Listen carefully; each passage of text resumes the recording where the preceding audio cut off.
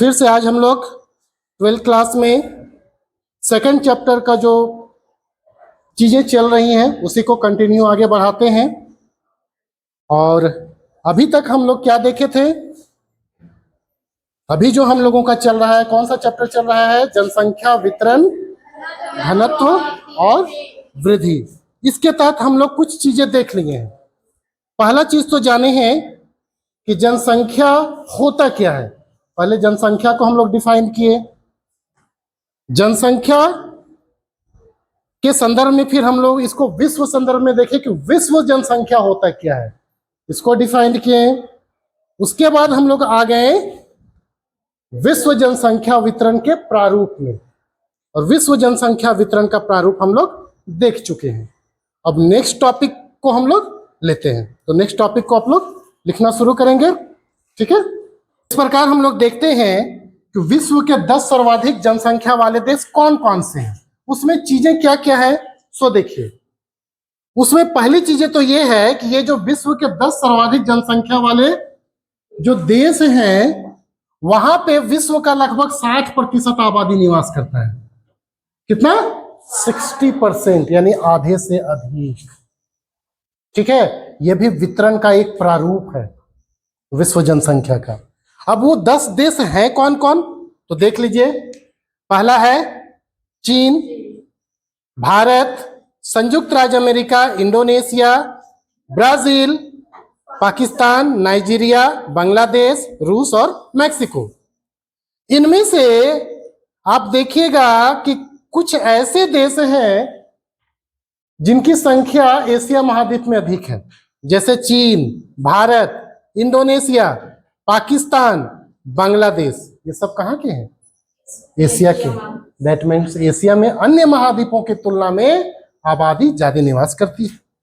यही निष्कर्ष निकलता है, ठीक है ना? तो आप देख लेते हैं कि चीन की अवस्थिति कहाँ है और उसकी राजधानी कौन है। इसी बहाने हम लोग देखते चलते हैं, ताकि आपके एग्जाम में जो 5 नंबर के मैपिंग वाले सेक्शन आते हैं वो आप यहां से कवर होते चले जाएंगे आपके, ठीक है? तो मैप आप लोग बना ही लिए होंगे। देखिए चीन, तो एशिया में यहाँ पे ये वाला पूरा भाग चाइना का है, और इस चाइना की राजधानी कहाँ पे है? तो देखिए बीजिंग, बीजिंग है ना, ठीक है? उसी प्रकार भारत, तो जान रहे हैं आप लोग, भारत की राजधानी नई दिल्ली। संयुक्त राज्य अमेरिका यानी यूनाइटेड स्टेट्स ऑफ अमेरिका, ये वाला भाग है, ये वाला भाग है पूरा, और वहां की राजधानी वाशिंगटन डीसी, ठीक। नेक्स्ट है आपका इंडोनेशिया, एशिया महाद्वीप का देश, दक्षिण पूर्व एशिया का देश, ठीक है, और वहां की राजधानी जकार्ता, जकार्ता है। अगले देश है हमारा अधिक जनसंख्या वाला पाकिस्तान, ये भी एशिया का, भारत का पड़ोसी देश, भारत का अभिन्न हिस्सा कभी रहा करता था, राजनीतिक रूप से भी, ठीक है, भू राजनीतिक दृष्टिकोण से भी, और उसकी राजधानी इस्लामाबाद, पाकिस्तान के उत्तर में, पाकिस्तान के उत्तर में है इस्लामाबाद की अवस्थिति। नेक्स्ट है अफ्रीकी देश है यहाँ पे, ध्यान दीजिएगा, अफ्रीकी देश, और मेरी देश एकमात्र इंडोनेशिया ही, नाइजीरिया ही है, ठीक है, और उसकी राजधानी अबूजा है। तो नाइजीरिया में भी सघन आबादी पाई जाती है अफ्रीका का, ठीक। अगला बांग्लादेश है, जनसंख्या घनत्व में भी अपना स्थान रखता है ये, और ये भी भारत का पड़ोसी देश है, यानी भारतीय उपमहाद्वीप का हिस्सा है ये, ठीक है। राजधानी ढाका। रूस, एक ऐसा देश जो विश्व का सबसे बड़ा क्षेत्रफल वाला है कि नहीं है? तो वो भी है सबसे बड़ा क्षेत्रफल वाला देश, और 2 महादेशों में बटा हुआ है।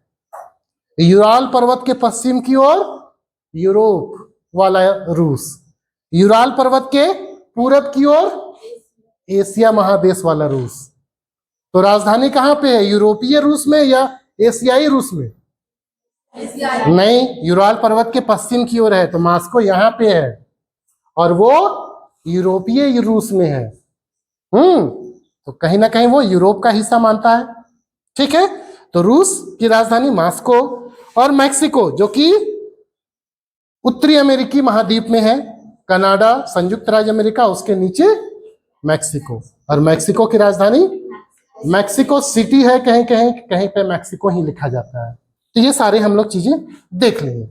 अब ये देखेंगे यहाँ पे हम लोग इसका एक स्पष्ट करेंगे चीजें कि एशिया महाद्वीप में कैसी स्थिति है। ठीक है, तो इसके बाद हम लोग पैराग्राफ चेंज करके लिखते हैं। ठीक है, तो देखिए यहाँ पे हम लोग थोड़ा सा इसको स्पष्ट करते हैं एशिया के संदर्भ में चीजों को कि क्या महत्व है एशिया का जनसंख्या के दृष्टिकोण में। और जितना भी हम लोग किए उसके विवरण से स्पष्ट होता है कि विश्व के 10 सर्वाधिक जनसंख्या वाले देशों में से 6 जो देश हैं, 6 जो कंट्रीज हैं, वो कंट्रीज एशिया में अवस्थित है। एशिया में वो 6 देश कौन है सबसे अधिक जनसंख्या वाले? तो चाइना सबसे अधिक जनसंख्या वाला देश जो कि एशिया में है। And second most populated country is India. It is also located in Asia continent, Asia महाद्वीप में अवस्थित है। तीसरा जो है इंडोनेशिया। इंडोनेशिया तीसरा महादेश है, तीसरा देश है, लेकिन विश्व का चौथा सबसे अधिक आबादी वाला देश है। फिर पाकिस्तान, बांग्लादेश और रूस। ठीक है, ये सब क्या है? तो सर्वाधिक जनसंख्या वाले देश हैं जो एशिया में ही अवस्थित है। तो 10 में से 6 एशिया में है, विश्व में। तो एशिया में इसलिए सघन आबादी पाई जाती है। ठीक है, तो इसको आप लोग लिख लीजिए। इस टॉपिक के बाद अगला टॉपिक जो हमारा आने वाला है इस चैप्टर में वो है जनसंख्या घनत्व, पॉपुलेशन डेंसिटी। तो जनसंख्या घनत्व कहते किसे हैं पहले समझ लीजिए, फिर हम लोग बोर्ड में लिखेंगे इसको। किसी भी निश्चित भौगोलिक अथवा राजनीतिक क्षेत्र में, या बोल सकते हैं किसी निश्चित क्षेत्र में जनसंख्या एवं भूमि के अनुपात को, उसके बीच का जो अनुपात है उसी को जनसंख्या घनत्व कहते हैं। ठीक है, उसी को जनसंख्या घनत्व कहेंगे।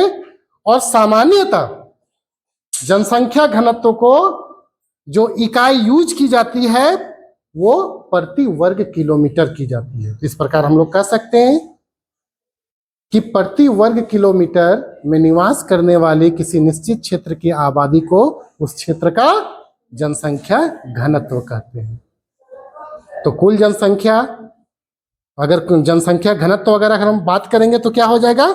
जनसंख्या घनत्व इक्वल टू, इसका फॉर्मूला है जनसंख्या घनत्व इक्वल टू जनसंख्या बटे क्षेत्रफल, है ना? ये होगा। तो इसको हम लोग लिख लेते हैं। ठीक, नेक्स्ट टॉपिक जो हमारा है इस चैप्टर के अंतर्गत वो है जनसंख्या घनत्व, पॉपुलेशन डेंसिटी। तो आप लोग को परिभाषा मैंने लिखवाया, उसको देखिए, बहुत सटीक रूप में हम लोग लिखे हैं इसको। किसी निश्चित भौगोलिक राजनीतिक क्षेत्र में, ध्यान दीजिएगा, किसी निश्चित भौगोलिक राजनीतिक क्षेत्र में, हम लोग ये भी लिख सकते थे किसी निश्चित क्षेत्र विशेष क्षेत्र में, क्षेत्र विशेष में, तो ये वर्ड ज्यादा अच्छा है। किसी निश्चित भौगोलिक राजनीतिक क्षेत्र में लोगों की संख्या, ध्यान देंगे, लोगों की संख्या एवं भूमि के आकार के बीच के अनुपात को, रेशियो को, उस क्षेत्र का क्या कहेंगे? जनसंख्या घनत्व कहेंगे। यानी कोई क्षेत्र है और वहां पे कितने लोग रह रहे हैं, तो इन दोनों के बीच का जो रेशियो है वही पॉपुलेशन डेंसिटी कहलाया। उपरोक्त परिभाषा से स्पष्ट है कि जनसंख्या घनत्व के तहत किसी निश्चित क्षेत्र विशेष की क्या क्या लेते हैं? जनसंख्या को लेते हैं और वहां के भूमि को लेते हैं, और इन दोनों के बीच के अनुपात को शामिल करते हैं। इस प्रकार से इसका फॉर्मूला क्या बन जाएगा? जनसंख्या घनत्व इक्वल टू जनसंख्या बटे क्षेत्रफल। लास्ट में मैंने आपको बता दिया है कि जनसंख्या घनत्व को सामान्यतः प्रति वर्ग किलोमीटर के रूप में दर्शाया जाता है। यानी इसकी जो इकाई है ना, स्केल आखिर होता है ना, घनत्व मापेंगे तो कौन सी इकाई से मापेंगे? तो वो किलोमीटर, वर्ग किलोमीटर, स्क्वायर किलोमीटर। क्यों? क्योंकि क्षेत्रफल इक्वल टू लंबाई इंटू चौड़ाई होता है, तो उसका चौड़ाई का भी किलोमीटर, लंबाई का भी किलोमीटर। दोनों स्क्वायर हो गया, वर्ग किलोमीटर हो गया। क्लियर हो गई चीजें? तो ये हो गई, स्पष्ट हो गई चीजें। तो इस तरह हम लोग अंत में यह भी इस तरह भी लिख सकते हैं कि किसी क्षेत्र विशेष में प्रति वर्ग किलोमीटर में निवास करने वाले लोगों की संख्या को उस क्षेत्र का जनसंख्या घनत्व कहते हैं। तो यह परिभाषा लिखिए, जो अभी बताई वो लिखिए, क्योंकि इसमें हम लोग इकाई को भी शामिल कर लिए हैं। ठीक है, तो ये चीजें क्लियर हो जाएंगी। भारत के संदर्भ में हम लोग उस परिभाषा को भी देखेंगे। ठीक है, तो आज का क्लास यहीं पे करते हैं हम लोग कंप्लीट। नेक्स्ट क्लास हम लोग कल दूसरे टॉपिक के साथ इसी चैप्टर को स्टार्ट करेंगे। ठीक है, धन्यवाद।